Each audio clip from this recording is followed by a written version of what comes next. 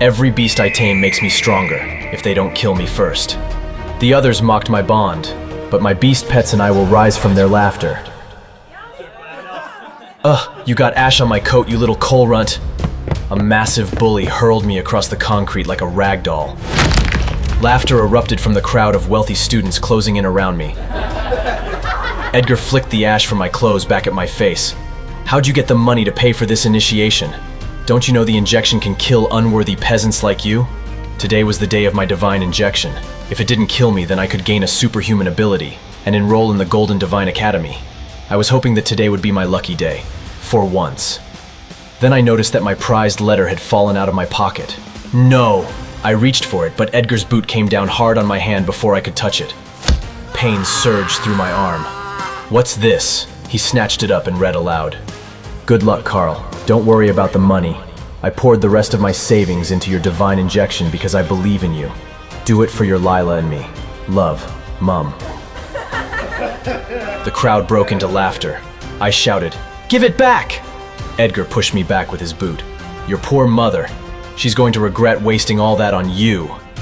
Suddenly another voice called out, "Leave him alone and hand it over." It was Dana. She stepped in and shoved Edgar back. Dana was my one and only childhood friend. She was also the most beautiful girl in town, with gray eyes that never flinched, even in front of Edgar. Edgar stared at her, then tore the letter and let the pieces flutter to the floor. There, take it. No. I dropped to my knees, scooping up the scraps. Dana knelt beside me, helping gather them. Don't let him get to you, Karl. Then the intercom blared overhead.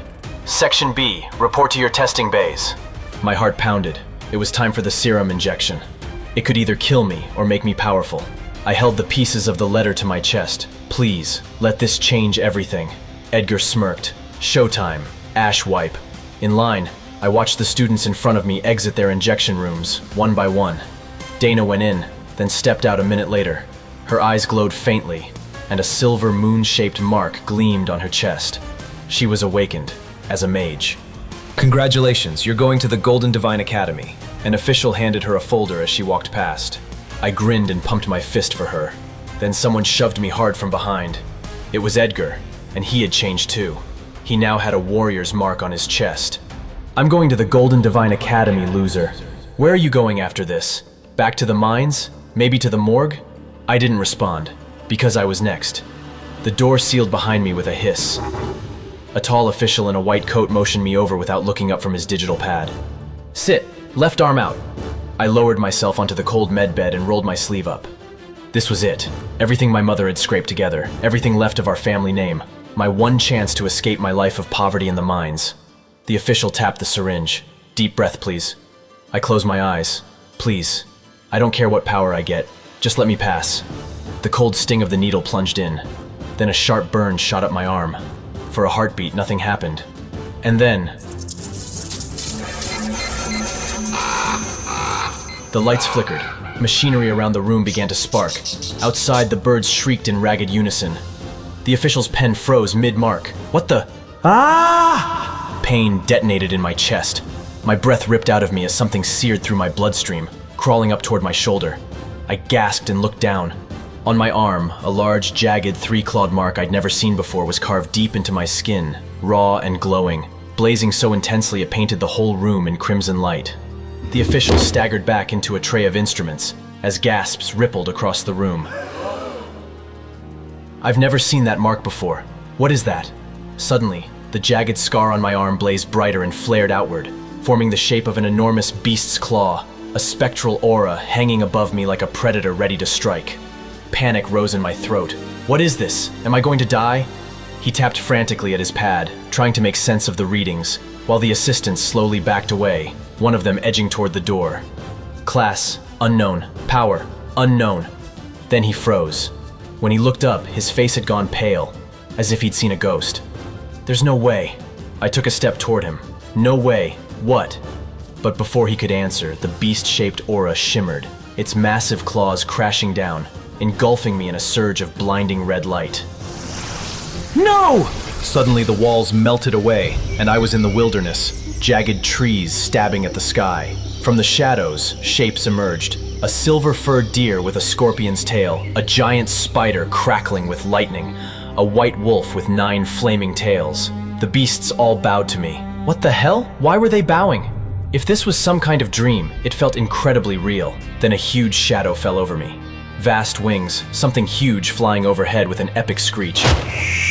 I looked up to see what it was, but then I jolted upright to the loud rattle of a train. "Karl!" Dana's face snapped into focus beside me. I looked around in confusion to see everyone staring at the jagged red claw mark on my arm. It blazed like molten metal, flooding the cabin with light. They gasped. "What is that mark?" I yanked my sleeve down, but before I could say anything, "Attention students!" The train car fell quiet. At the front, a woman in a military coat stepped inside. Her name tag read, Sergeant Rita. "Congratulations on passing your divine injection and being accepted into the Golden Divine Academy. We will arrive shortly." Accepted? So, this was real. My head still throbbed from the vision. What did it mean? What was my power? I suggest you begin training immediately. You'll find resources specific to your unique abilities in your assigned cars. To my left, a boy flexed his hand and sparks snapped between his fingers. To my right, a girl floated a coin above her palm. Meanwhile, all I had was a throbbing headache and a bizarre claw mark. Then, Sergeant Rita's gaze cut into me. "If you have yet to manifest your abilities, make sure you do so before we reach the gates. You'll need them to survive your first trial. Now find your individual cabin cars and get started." Near the front, I spotted the bully Edgar whispering to Sergeant Rita, pointing to me. Rita's gaze locked on me. Edgar sneered, clearly determined to make this day hell for me from start to finish. "Hey Karl, are you okay?" Dana squeezed my shoulder and pointed at a door down the corridor, magic shimmering at her fingertips from her newly awakened mage powers. "You're supposed to go there. Good luck." I still had no idea what my power was. As I walked down the hall, absently scratching at the mark on my arm, my mind drifted back to the vision. Those creatures, that flaming-tailed wolf. All I knew was that the vision had felt real, like I was seeing the future. Suddenly, a strange voice echoed in my head. "Pet skills not available." Whoa, what? Who was that? "You must record a pet." Record a what now? Was this part of my power? Was I magical veterinarian? Before I could think, a snack cart rolled into me. The attendant, a kind-faced woman with a warm smile, steadied the cart. "Snacks, sir?" "Oh, no, My stomach growled loud enough for both of us to hear. "Sure." Then she immediately handed me an egg the size of a football, like she'd been planning to all along. I blinked, just staring at it. "Enjoy." Then she wheeled away before I could ask anything. I stared at the bizarre egg in my hands. What kind of snack was this? More importantly, what kind of gigantic animal did this come from? I tucked my new egg snack under my arm and opened the door to my private car and looked around, looking for the resources Rita mentioned. But there were no magic training tools anywhere. Suddenly I realized the egg was gone. Wait, what? Had I dropped it? Then, the room around me warped and my vision snapped to white, as my eyes rolled back into my skull. For the third time today, I was somewhere else. But this time, I felt like I actually knew where I was. This was a space inside my mind where my powers lived, and it felt deeply familiar. The world around me was nothing but white, just emptiness stretching in every direction. And there, on a stone altar, was a straw nest, and in that nest sat the egg, glowing faintly, the same one I'd just been holding, covering in glowing runes. This must be one hell of a snack. Then the voice returned, calm and mechanical. "Suitable pet target found." What? Suddenly the egg trembled, then cracked open. I felt myself lose balance.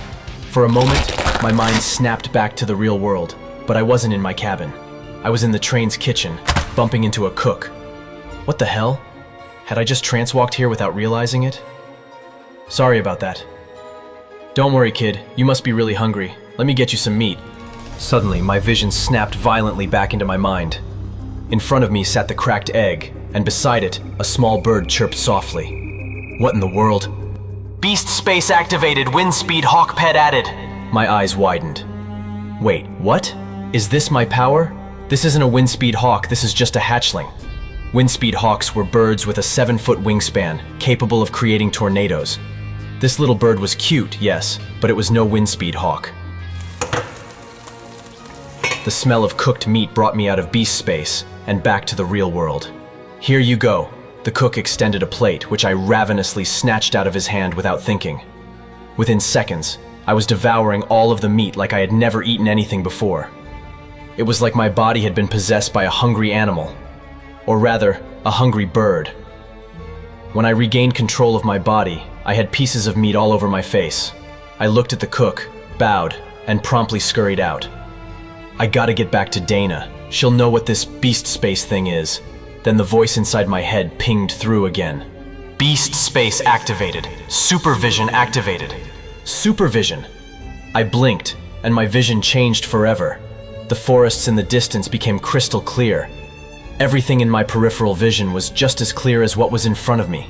I can see a tiny nest of quill beasts 100 miles away, I exclaimed in surprise. It was incredible, and the world was so much more vivid now, with colors I hadn't seen before. I knew Windspeed Hawks could see into the ultraviolet and infrared spectrums, for one. But they were also accomplished nocturnal hunters, with excellent night vision as well. Maybe this skill isn't so bad after all. And to my surprise, that wasn't all, because the beast space voice kept coming through with new downloads. Additional skills include Rend. Rend? Alright. I let out a whistle. Rend was a basic combat skill that allowed me to create a super sharp air blast. Many people ignored it because it wasn't as showy as other skills, but I knew its value and immediately began musing to myself about the possibilities. Just imagine what I could do if I combined Rend and supervision. I could cheat on any exam and see any enemy coming from at least 100 miles away. I went back into the beast space to thank the little hatchling for its powers. But to my surprise, the hatchling had also grown into a little bird, almost as big as my hand. Okay, maybe you will grow into a Windspeed Hawk after all. Do you want to find out what happens next? Then download the Pocket FM app right now and listen to First Legendary Beastmaster for free. Tap the button to continue the story right now.